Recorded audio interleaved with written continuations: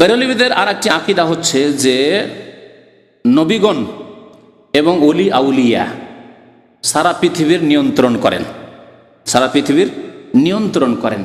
বর্ষা বৃষ্টি দেওয়া, ঝড় তুফান, ভূমিকম্প, সুখ দুঃখ, মানুষের অভাব, সচ্ছলতা ইত্যাদি যত কিছু পৃথিবীতে হচ্ছে এক কথায়। তারপরে কেউ হালাক হয়ে যাচ্ছে, কেউ উদ্ধার হচ্ছে, কোনো দুর্ঘটনা ঘটলো অথবা দুর্ঘটনা ঘটতে ঘটতে বেঁচে গেল, এই সবগুলি হচ্ছে নিয়ন্ত্রণ। এই পৃথিবীর নিয়ন্ত্রণ কন্ট্রোল করছে, এই নিয়ন্ত্রণ করছে কন্ট্রোল করছে কারা? আম্বিয়া কেরাম এবং ওলি আউলিয়া। এই আকীদা হচ্ছে কবর পূজারীদের আকীদা, বেরেলভী আকীদা। এবং তারা খোলাখুলি বর্ণনা করছে, তাদের কিতাব থেকে দেখাবার প্রয়োজন নেই। তাদেরকে জিজ্ঞাসা করেন যে ওলিয়া আউলিয়া পৃথিবীর তাসাররুফ করে, বলে হ্যাঁ অবশ্যই। গৌসুল আজম, কুতুব, আবদাল এরা সারা পৃথিবীর নিয়ন্ত্রণ করে, সারা পৃথিবী তারা ধরে আছে। জি, কোথাও মুরিদানরা হয়তো ধ্বংস হচ্ছিল, তাদের দুর্ঘটনা ঘটছিল, আর গৌস গিয়ে বা কুতুব গিয়ে তাদেরকে উদ্ধার করে নিল, বাঁচিয়ে দিলাম। এসব বহু ঘটনা তাদের কিতাবাদিতে রয়েছে এবং সেগুলি তারা খোলাখুলি স্বীকার করে। জি, কবর পূজারীদের আর একটি আকীদা আছে যে প্রিয় নবী মুহাম্মদ সাল্লাল্লাহু আলাইহি ওয়াসাল্লাম মুখতারে কুল। মুখতারে কুল শব্দটি আরবি শব্দ, আরবি থেকে উর্দুতে নিয়ে আসা হয়েছে। কুল মানে সব কিছু, আর মুখতার মানে একবারে স্বাধীনতা, পুরো স্বাধীন। সমস্ত ক্ষেত্রে তাকে আল্লাহ ক্ষমতা দিয়েছেন, স্বাধীনতা দিয়েছেন, যা ইচ্ছা তাই করতে পারেন। যাকে ইচ্ছা আল্লাহ রসুল গরিব করে দিতে পারেন, ফকির করে দিতে পারেন, যাকে ইচ্ছা আল্লাহ রসুল ধনী করে দিতে পারেন, যাকে ইচ্ছা। আমাদের আল্লাহ রসুল বলে অভ্যাস নেই, আল্লাহর কাছে বলে অভ্যাস, বারবার আল্লাহ বেরোচ্ছে, তাই না?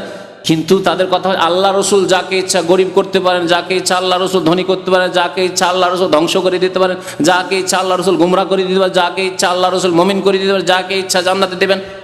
আমাদের যেখানে বেরেলভী তার ছাত্ররা লিখেছে যে আল্লাহর নবী যাকে ইচ্ছা জান্নাতে দেবেন, যাকে ইচ্ছা জাহান্নামে দেবেন, আল্লাহ রসুলের ইচ্ছা, রসুলের ইচ্ছা। অথচ নবী করিম সাল্লাল্লাহু আলাইহি ওয়াসাল্লাম চাচার জন্য দোয়া করতে লাগলেন আল্লাহর কাছে, আল্লাহ তুমি যতক্ষণ নিষেধ না করেছো আমি আমার চাচার জন্য দোয়া করব। চাচা এত সাহায্য সহযোগিতা করেছে, কলেমা পড়াইতে পারলাম না, চাচার জন্য দোয়া করব। আল্লাহ বলছেন মা কানা লিন-নবী ওয়াল্লাযীনা আমানু আন ইস্তাগফিরু লিল মুশরিকিন। তোমার জান্নাতে দেওয়া তো দূরের কথা, আল্লাহর কাছে মাপ চাইতে পারবে না তোমার চাচা আবু তালেবের জন্য। জান্নাতে দেওয়া তো দূরের কথা, জাহান্নাম থেকে উদ্ধার করা তো দূরের কথা।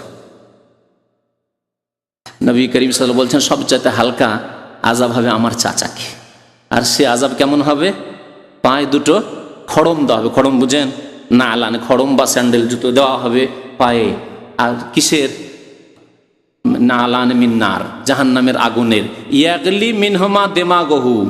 আর যেই দুইটি খড়ম বা স্যান্ডেল জাহান্নামের পরে থাকবে তার কারণে তার দিমাগ মানে মগজ খুলি টকবক করে ফুটবে, ফুটবে টকবক করে, যেমন হাঁড়িতে গরম পানি আর ভাত ফুটে ওই রকম ফুটতে থাকবে। আল্লাহু আকবার। নবী করিম সাল্লাল্লাহু আলাইহি ওয়াসাল্লাম নিজের চাচাকে উদ্ধার করতে পারলেন না। আর নবী করিম সাল্লাল্লাহু আলাইহি ওয়াসাল্লাম বলা হচ্ছে মুখতার করে সমস্ত কিছুর এখতিয়ার রাখেন। সমস্ত কিছুর এখতিয়ার রাখলে নবী সাল্লাল্লাহু আলাইহি ওয়াসাল্লামের কখনো ক্ষতি হতো না, তার বংশের লোকদের কখনো ক্ষতি হতো না। সবসময় তার বংশের লোকেরা নির্যাতিত হয়েছে, তার বংশের লোকেরা সবসময় নির্যাতিত হয়েছেন। হ্যাঁ, তার বংশের লোকেরা আশা করছিলেন যে আমরাই হয়তো এতে থাকবো, কারণ আমরা হকদার, আমরা যোগ্যও রয়েছি। কিন্তু তারা নির্যাতিত হয়েছেন অন্যদের কাছে, যেগুলি বলার হয়তো বিস্তারিত এখন সময় নেই। কবর পূজারীদের এই আকীদাগুলি রয়েছে এই কিতাবে, কিছু কথা পড়ে শোনাবো আপনাদেরকে। কবর পূজারীদের আর একটি আকীদা হচ্ছে যে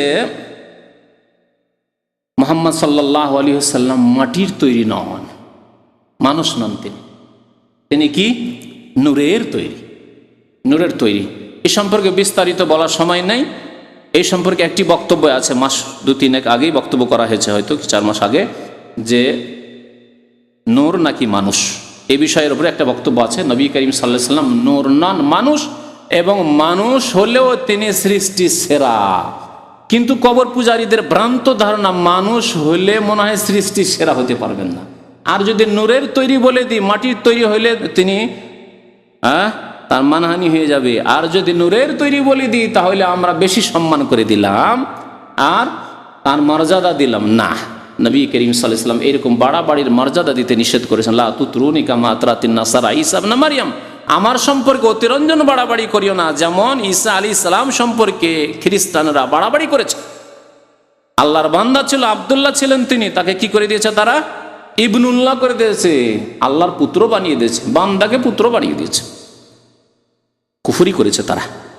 সেই রকমই তোমরা বাড়াবাড়ি করে শির কুফরিতে লিপ্ত হয়েও না। ইন্নামা আনা আবদুন, আমি হচ্ছি আল্লাহর বান্দা। ফাকুলু, সুতরাং তোমরা বলবে আব্দুল্লাহ ওয়া রাসূল, মুহাম্মদ সাল্লাল্লাহু আলাইহি ওয়াসাল্লাম আল্লাহর বান্দা এবং রাসূল। এই কবর পূজারীদের আকীদা যে মুহাম্মদ সাল্লাল্লাহু আলাইহি ওয়াসাল্লাম নূরের তৈরি, মাটির তৈরি নন, মানুষ নন। অথচ আল্লাহ পাক কোরআনে কারিমে ইরশাদ করেছেন, কুল ইন্নামা আনা বাশারুন মিসলুকুম, হে নবী আপনি বলে দেন যে নিশ্চয় আমি তোমাদের মতোই মানুষ। তোমাদের মতোই মানুষ মানে তোমরা যেমন মাটি দিয়ে তৈরি হয়েছো, আমি মাটি দিয়ে তৈরি হয়েছি। তোমরা যেমন মা বাবা সূত্রে এসেছো, আমিও মা বাবা সূত্রে হালালভাবে এসেছি। হ্যাঁ, আমারও জন্ম হয়েছে, আমিও ছোটকালে দুর্বল ছিলাম, তারপরে দুধ পান করেছি, লালিত পালিত হয়েছি, বড় হয়েছি। জি, মানুষের যেসব গুণ রয়েছে নবী সাল্লাল্লাহু আলাইহি সাল্লামের মধ্যে সেই সব গুণ ছিল। তবে পার্থক্য, আল্লাহ বলছেন পার্থক্য আছে। ইউহা ইলাইয়া, আমার কাছে ওহী এসেছে, আমার কাছে রিসালাত এসেছে, নবুয়াত এসেছে, আমি নবী হয়েছি, রাসূল হয়েছি। আমার কাছে আকাশের সংবাদ আসে। জি, কোরআনে কারীম নাজিল হয়, সকাল বিকাল জিবরাইল আলাইহিস সালাম এসে আমার সাথে কথা বলেন। ইউহা ইলাইয়া, ওহীর দ্বারা আল্লাহ সম্মানিত করেছেন, নবুয়াত দিয়ে আল্লাহ সম্মানিত করেছেন, রিসালাতে সম্মানিত করেছেন। কিন্তু কবর পূজারীরা, বেরেলভিরা বলে যে মুহাম্মদ সাল্লাল্লাহু আলাইহি সাল্লাম নূরের তৈরি। নেই দলিল কোরআনেও, নেই দলিল হাদিসেও। জাল কথাবার্তা তারা বর্ণনা করে, জাল কথাবার্তা বর্ণনা করে, যা কোনো সহিহ হাদিসের কিতাবে পাবেন না আপনি। তাদের মিলাদের কিতাব ছাড়া কোনো সহিহ হাদিসের কিতাবে এসব কথাবার্তা পাবেন না। যে আবু দাউদে আছে, তো নাসাইতে আছে, ইবনে মাজাতে আছে, সিয়াসিতের কোনো কিতাবে আছে, কোনো কিতাবে আপনি পাবেন না যে নবী করিম সাল্লাল্লাহু আলাইহি সাল্লাম নূরের তৈরি, নবী সাল্লাল্লাহু আলাইহি সাল্লাম মাটির তৈরি। অন্য অন্য নবীরা যেমন মাটির তৈরি, আল্লাহ পাক বলছেন ইন্না মাসালা ঈসা ইনদাল্লাহি কামাসালি আদম খালাকাহু মিন তুরাব। আল্লাহ বলছেন আদম আলাইহিস সালামকে আমি খালাকাহু মিন তুরাব, মাটি দিয়ে তৈরি করেছি। তা আদম আলাইহিস সালাম প্রথম মানুষ, মাটি দিয়ে তৈরি। মুহাম্মদ সাল্লাল্লাহু আলাইহি সাল্লাম আদম সন্তান না জিবরাইল সন্তান? বলেন দেখি, এ কথা বলতে পারবে কবর পূজারে প্রমাণ করে?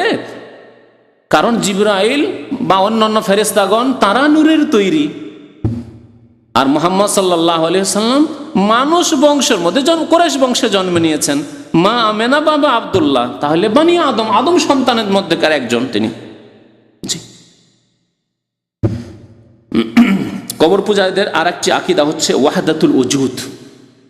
ওয়াহদাতুল ওজুদ, এই কুফরি আকীদা ছিল ইবনে আরাবির। আর একটি আকীদা ছিল কুফরি হলুল। ওয়াহদাতুল ওজুদ বুঝায় মানে বিশ্বে যত কিছু সৃষ্টি রয়েছে আর আল্লাহ হচ্ছেন স্রষ্টা, সব এক, সব কিছুর অস্তিত্ব হচ্ছে এক, এক অস্তিত্ব, আলাদা আলাদা নয়। আপনি এ কথা বলতে পারেন না যে আপনি একজন মানুষ আর আল্লাহ আপনি আলাদা, না, একই।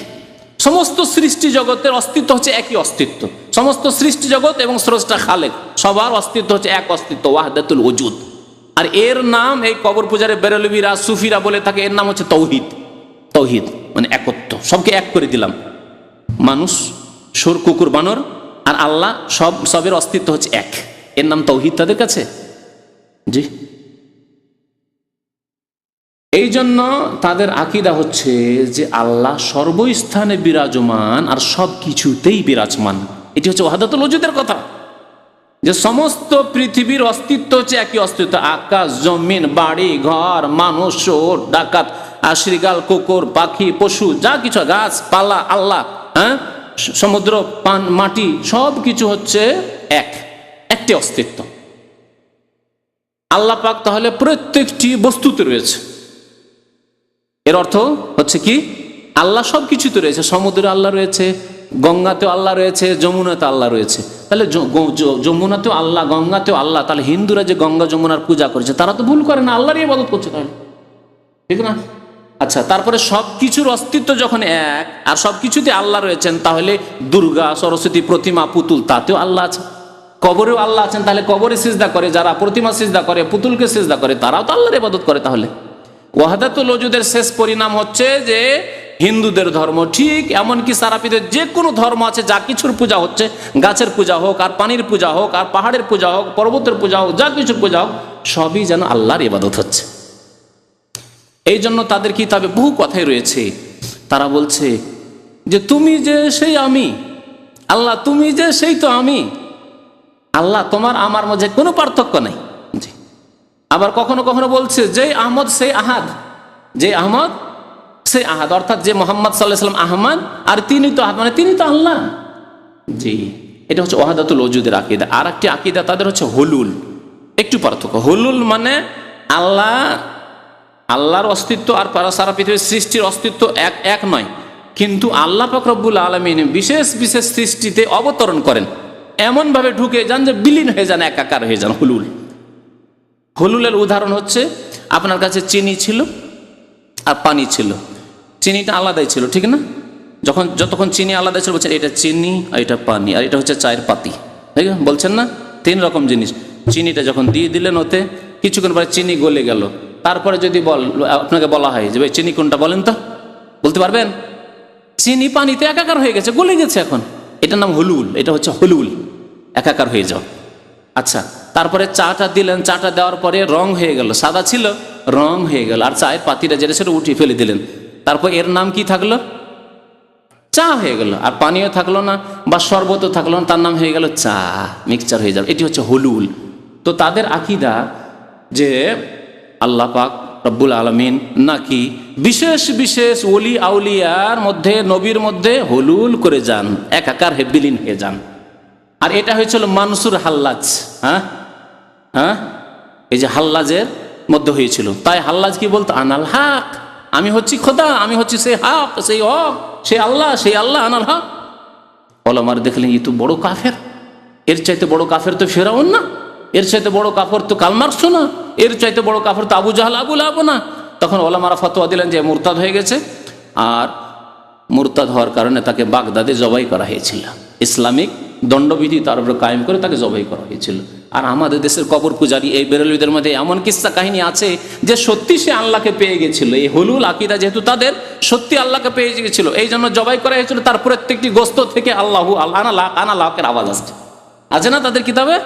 আছে তাদের কিতাবে, যারা পড়েছেন তারা জানেন যে প্রত্যেকটি অঙ্গ প্রত্যঙ্গ, এমনকি রক্ত থেকে আওয়াজ আসছে, আনাল হক আনাল হকের আওয়াজ আসছে।